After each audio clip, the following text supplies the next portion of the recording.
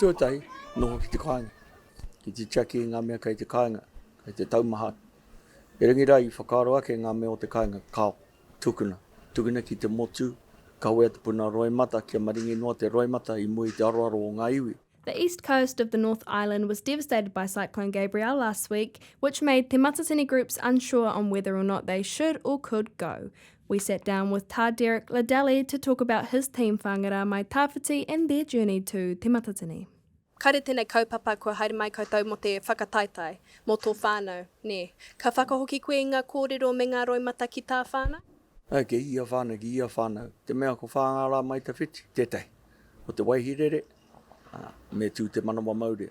Koe nei ngā rōpū haramai nei ki te kawa i te puna roimata, te takapau, wharanui o te tai rāwhiti, ka whakamahorahia i mua i te aroaro o ngā iwi, kia ketea nei, anei rā mā te haramai nei ki te tautoko i tēnei kaupapa o te Matatini, ki te whakapute i o mātou roimata, ki te maringi no ngā roimata i mua i te aroaro o te kata.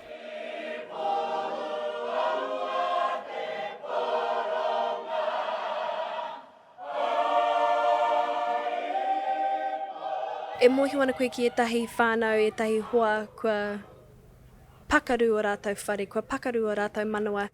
Pakaru rikiriki ngā whare.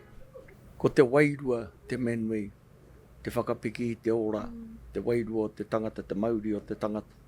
Me te kia tu kia rātou, kei te pai. Ko tātou tēnei, e kawe nei, tēnei puna i tēnei ra. He roa te wā, ko te tīmatanga noa tēnei, e hia nei ngā wā. Ka karawhiua e te hau me ngā huatanga kino o te wā. Hore te mea ki te tai rāwhiti engari huri i te motu. Ko tāku, kei te ora tunu, kei te ora te tangata, kei te ora tunu tātou, kei te pai, a tōna wā ka piki anō, ka kake anō ki ngā taumata teitei. Engari i tēnei wā kia u, kia mau, ko te menui aroha tētai ki tētai. Koe nā te menui.